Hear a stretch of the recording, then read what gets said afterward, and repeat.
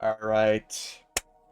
Star Wars Outlaws, the latest Ubisoft title to release. AAA developers, by the way.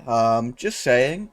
For the low price of $150 Canadian for all the DLC in the game, which the DLC hasn't even come out yet, or has plans or release dates. Just saying, but Star Wars Outlaws has come out, and it seems like people have gotten a taste already. I believe you do get 3-day early access if you pre-order. That's interesting for a single-player, non-online game, but okay then.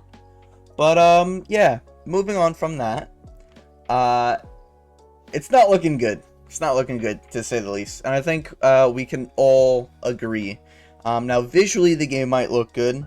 I've seen many reviews. I've seen upwards to 7 or 8 reviews for Star Wars Outlaws now. 7 of them were all pretty much negative, giving it a rough either 5, maybe 6 out of 10. And then one of them was giving it an 8 out of 10. But, getting some shill vibes from that content creator. But I'm not going to name names or anything. I don't have beef with anyone or whatever. Just pointing out that, when someone starts glazing a game and they're straying from the norm, might be a little hint towards what they might be getting paid to do, Maybe a little contracts in there, you know what I mean? But it is entirely possible that people enjoy Star Wars Outlaws. In fact, I've seen some people actually defend the game that I respect their opinions of, one of them being Glad. If you don't know Glad, the godlike gamer.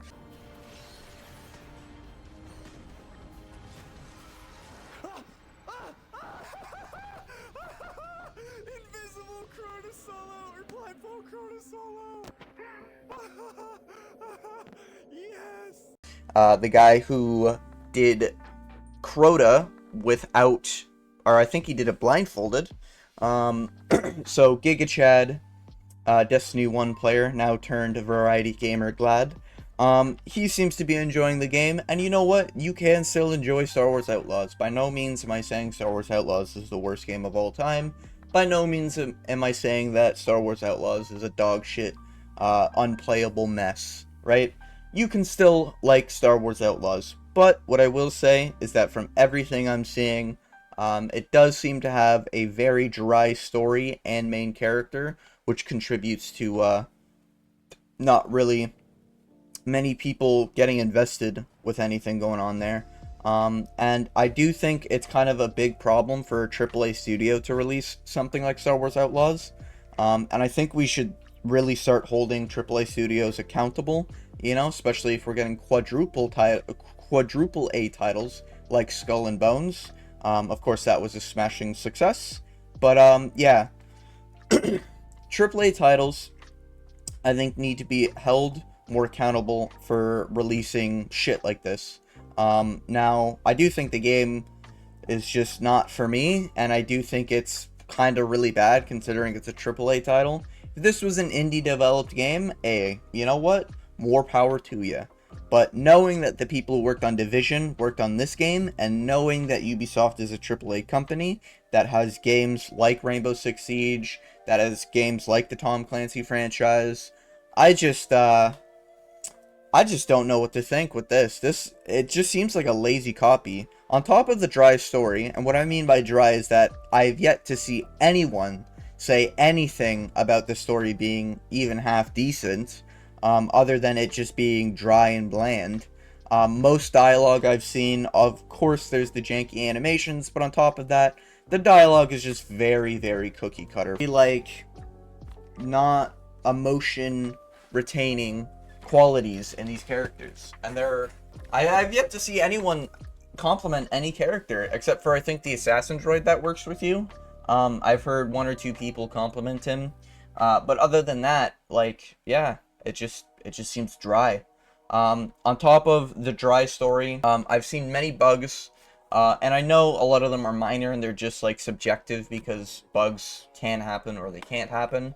But of course, having a lot of bugs is something a lot of single-player games get known for.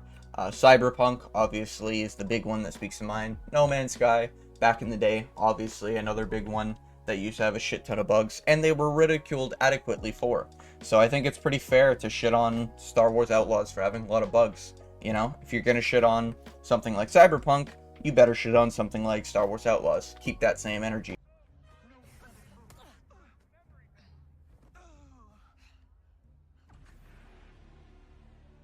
But yeah, many bugs I've seen. Now that's not like a deal breaker for me.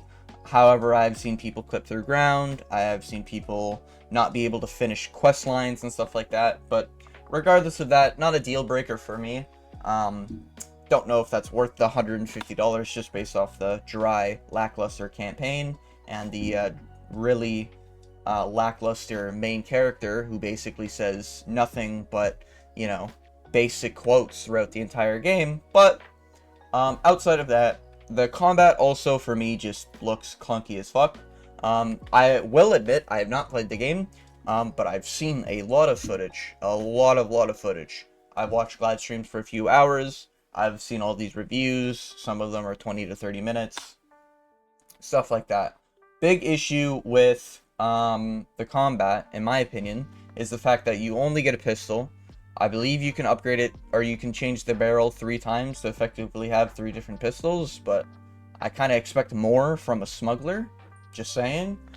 Dropping the weapons every time you do anything in the game other than shoot them is just fucking retarded. I said it. It's just one of the worst ideas I've ever seen.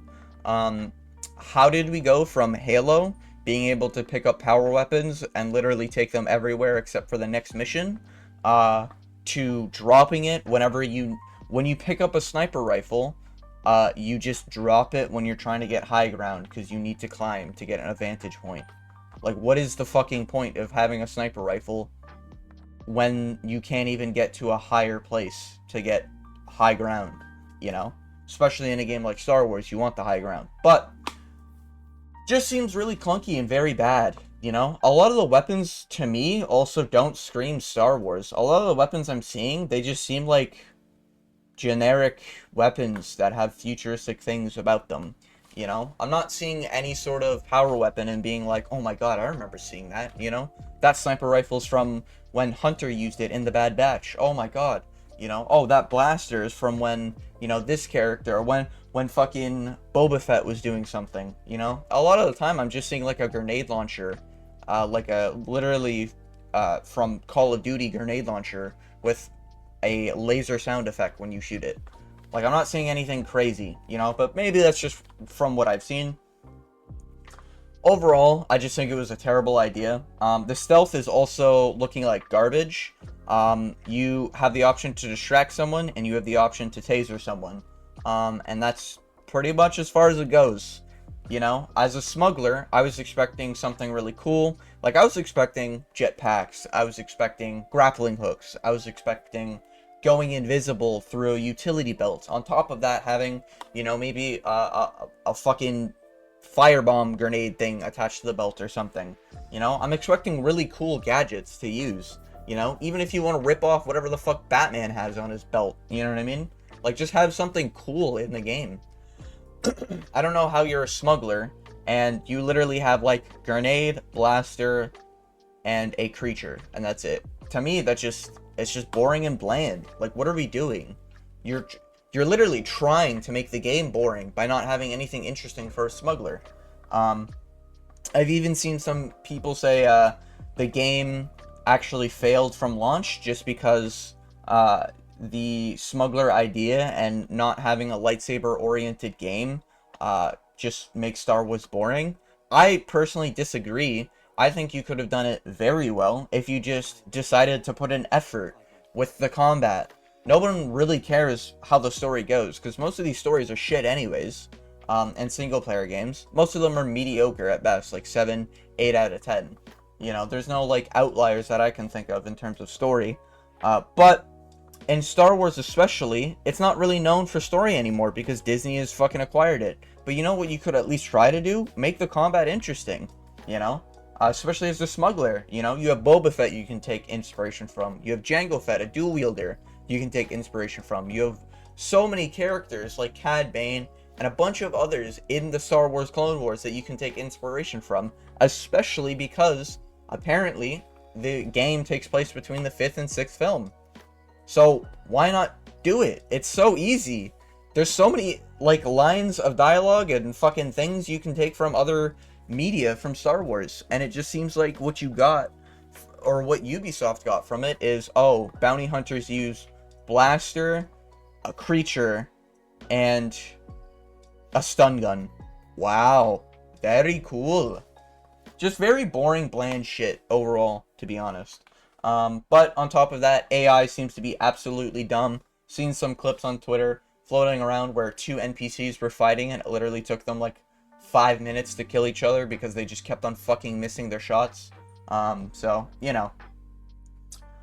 AI also being very odd in terms of, I've seen a lot of people complain that when you get stealth kills, there's like a small chance that out of nowhere, you get caught and then you get reset by the checkpoint. By the way, one of the dumbest things I think ever introduced into a modern day game. I don't think it's meant to be that hard on stealth, where it's supposed to be, you know, you get caught, you failed the mission, go back to checkpoint. Seems like a dumbass mechanic to me. You know, seems like a mechanic back in 2008. You know what I mean? Or like in the old Splinter Cell games. Just seems really dumb to have it in a modern day game. Other than that, all the good reviews I've seen, basically, have been from people who, they rate the game either 7 or 8 out of 10, and by that I mean IGN, and then there's one other, I think his name is Bombastic. I think he rated the game an 8 out of 10 before launch, and now he's having a lot of clickbaity titles every time I see him upload gameplay. No hate on the man, but it's just quite clearly like pandering towards a AAA developer game. Just saying. I don't know. To me, it's just like, you can call a spade and just be like, there's bugs, characters are bland, it doesn't look that fun, that type of stuff. You know what I mean? But if you truly enjoy it, I understand. You know? And again, you can like this game. This game isn't illegal to like, you know, but it just seems like it's for an audience that no one really wanted, or no one is around for. You know what I mean? Most Star Wars players are middle-aged white men, and most Star Wars players kind of just want to play a good Star Wars game. You know? We don't really care if our lead character is a female colored person, you know, or that fucking inclusivity is being brought in with, you know, the robot and the creature, you know what I mean? Like, we just want a good, solid game to play. And for everyone trying to defend the game, saying, well, at least it's a good underground marketed game where you get to see the underworkings of Star Wars, I think it's important to remember, we got this game instead of the original Bounty Hunter game. I believe it was called, is it 1515 or 1919? Whatever the project was called. We were supposed to get, like, an actual, like, gruesome bounty hunter game with really well done, like, visceral combat, I guess, you know? We were supposed to get, like, a brutal side of Star Wars. This seems like we got a cookie-cutter, kid-friendly, boring Star Wars game, where they just needed to fill a quota, you know what I mean? So, I don't necessarily blame Ubisoft entirely for this game. I'm sure Disney had their hands in it, and they were basically puppeteering them, telling them what to do and what not to do. You know, especially with the way a lot of their media is going right now, definitely seems like that could be the cause of the downfall of Outlaws. But regardless, just wanted to say my piece, my 2 cents, get it out there. I do think Star Wars Outlaws is treaded downwards, and I think DLC is looking pretty rough for that $150 Canadian price tag. You know, but maybe that's just me. Maybe a lot of people enjoy the game. I doubt it. You know, unless you're bought out by Disney or bought out by Ubisoft. Just saying. You know, I think it's you got to be very careful these days when it comes to watching reviews for stuff. Really analyze what the reviewer's saying. You know, just a warning out there for people thinking about buying the game. You know, because if I went off just the review that Bombastic and IGN gave it, I probably would have bought the game. But upon further review of certain people looking at the game from different angles, you know, kind of just looks like shit, to be honest. But yeah, maybe that's just me. If you made it to the end, thank you for watching. And as always, I hope you have a good day.